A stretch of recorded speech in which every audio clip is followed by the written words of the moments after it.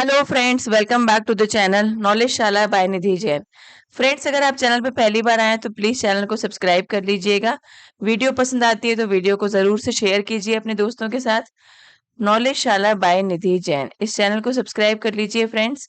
और इसी नाम से नॉलेज शाला बाय निधि जैन के नाम से हमारा टेलीग्राम चैनल है, उसको भी ज्वाइन कर लीजिएगा। वीडियो के एंड में कमेंट सेक्शन में मैं लिंक भी दे दूंगी फ्रेंड्स। और नॉलेज शाला बाय निधि जैन को सर्च करके भी आप टेलीग्राम चैनल भी ज्वाइन कर सकते हैं फ्रेंड्स। उसमें मैं वीडियो के बाद में नोट शेयर करूंगी फ्रेंड्स, तो वहां से आप नोट से रिवाइज कर सकते हैं। आज हम कोड नंबर 8 जो कि हमारा कॉमर्स का है, यूजीसी नेट जेआरएफ का सिलेबस, वो हम डिस्कस करेंगे।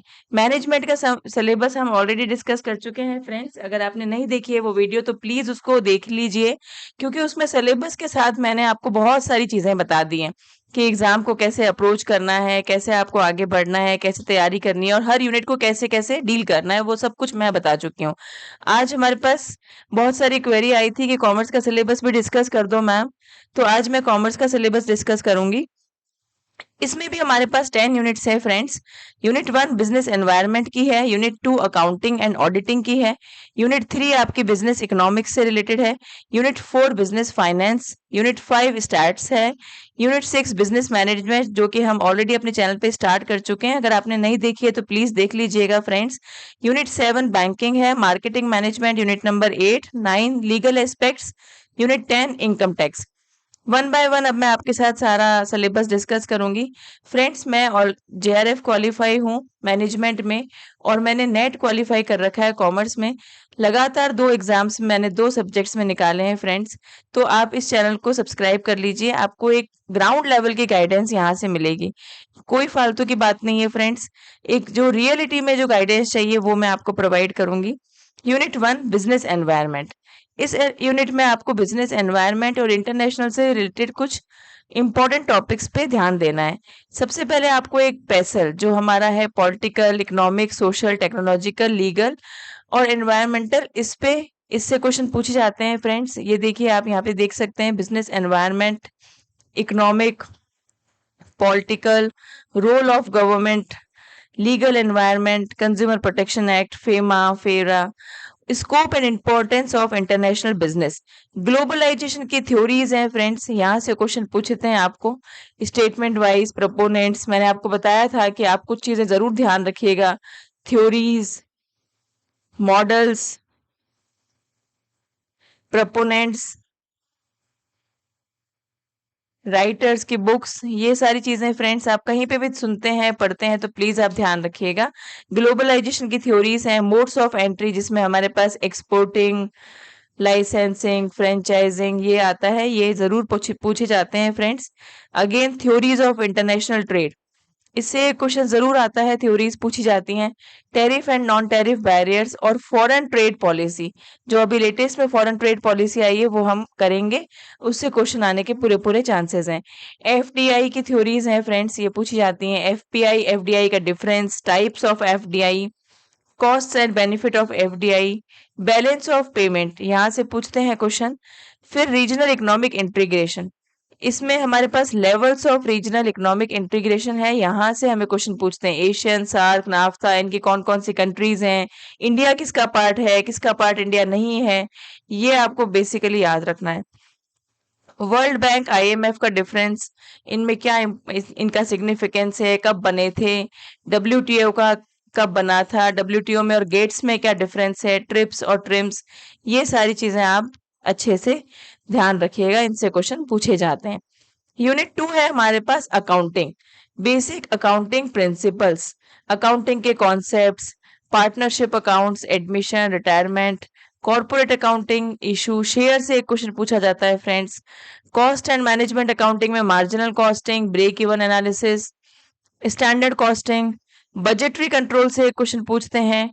लाइफ साइकिल कॉस्टिंग, इनमें से फ्रेंड्स ये काइजन, लाइफ साइकिल कॉस्टिंग, इनमें से कोई एक कॉस्टिंग का टाइप आपसे पूछा जाता है तो ये हमें करना है।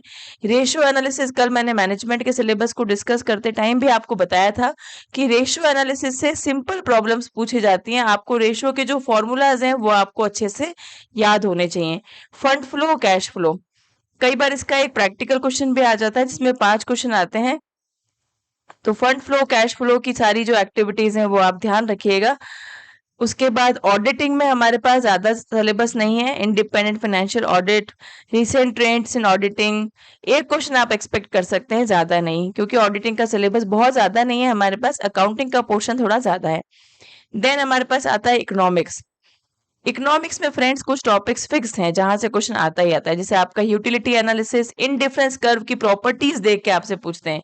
इकोनॉमिक्स में आप ध्यान रखिएगा फ्रेंड्स, प्रॉपर्टीज और ये जो भी इनकी सिग्निफिकेंस हैं, जैसे लॉ है, law of returns to scale, law of demand, types of demand, elasticity of demand, यहाँ से क्वेश्चन पूछते हैं। Short run, long run cost, ठीक है। उसके बाद आप ये कंपटीशन जरूर ध्यान रखिएगा। इनका एक पर्टिकुलर मैं चार्ट बना के आपको बता दूंगी, जिससे आपको पता चल जाएगा कि परफेक्ट कंपटीशन के कौन कौन से फीचर्स हैं, मोनोपोलिस्टिक के कौन कौन से फीचर्स हैं, और परफेक्ट मोनोपोलिस्टिक से मोनोपोलिस्टिक ओलिगोपोली से कैसे डिफरेंट है। ये सारी चीजें आपको पता होनी चाहिए।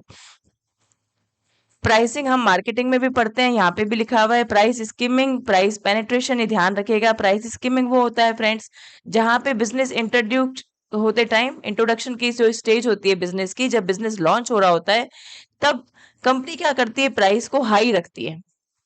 स्किमिंग, स्किमिंग मतलब होता है कि मलाई जो भी है उसको पहले ही निकाल लो। तो स्किमिंग में कंपनी पॉलिसी फॉलो करती है कि वो प्राइस को इनिशियली हाई रखती है, और वो ये सोचती है कि इनिशियली जितना मार्जिन हम ले सकते हैं मार्केट से, उतना के उतना प्रॉफिट लेके निकल लो।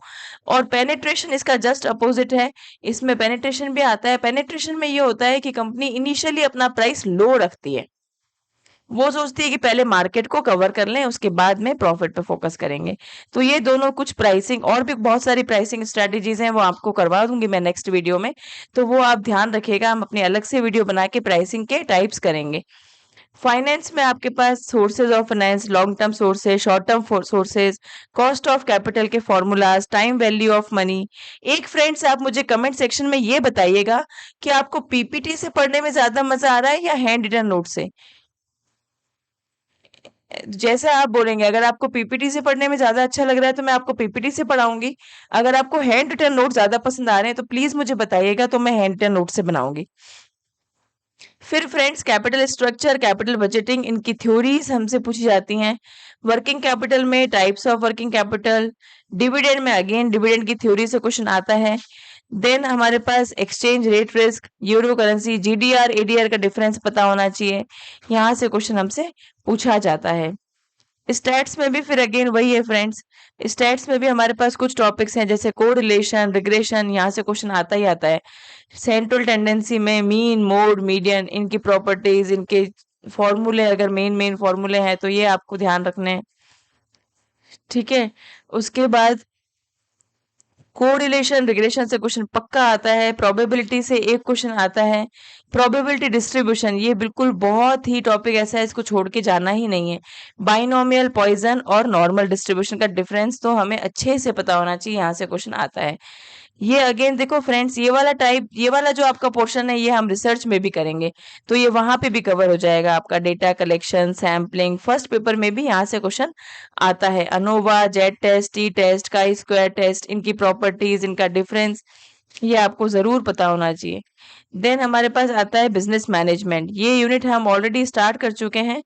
Business management, human resource management, यहाँ पे principles, functions of management, organization structure, formal, informal, span of control कर भी मैंने आपको बताया था कि ग्रेशुना ने एक फॉर्मूला दिया था स्पैन ऑफ कंट्रोल का। एक लीडर कितने लोगों को कंट्रोल कर सकता है अच्छे से। रिस्पॉन्सिबिलिटी, अथॉरिटी, मोटिवेशन, लीडरशिप की थ्योरीज, कॉर्पोरेट गवर्नेंस की थ्योरीज, बिजनेस एथिक्स के मॉडल्स, ये तो फ्रेंड्स हमें छोड़ने ही नहीं है। बिजनेस मैनेजमेंट की यूनिट थोड़ी लेंथी जरूर है फ्रेंड्स, लेकिन ये बहुत स्कोरिंग और बहुत इंटरेस्टिंग यूनिट है। ये अगर यूनिट आप अच्छे से कर लेते हैं तो बहुत सारे 10 से 15 क्वेश्चन आपको यहाँ से मिल जाते हैं। ये बहुत स्कोरिंग यूनिट है।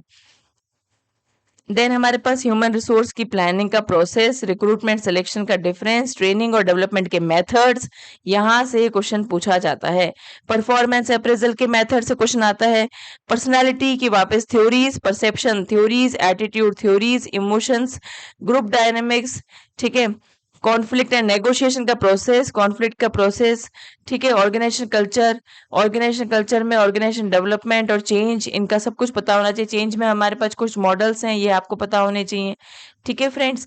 बैंकिंग और फाइनेंशियल इंस्टीट्यूशन, ये थोड़ी सी लेंथी यूनिट है, पर इसमें कुछ टॉपिक्स ऐसे हैं जो आप इजीली कवर कर सकते हो।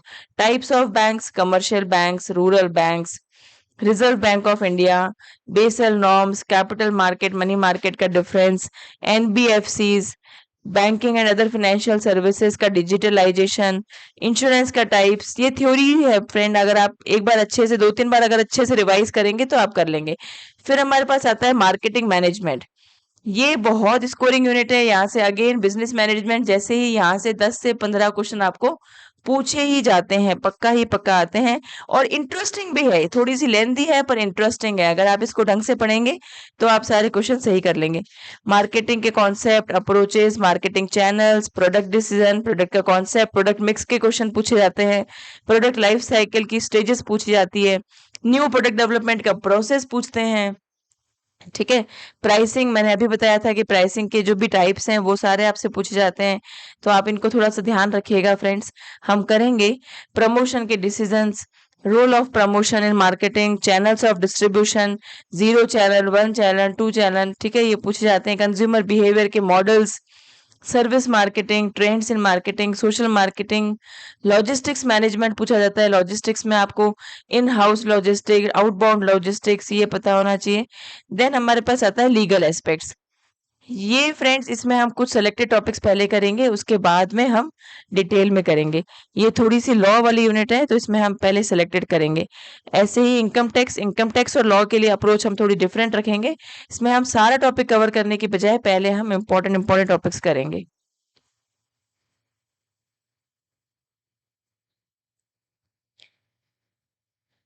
Okay friends, bye bye, thank you.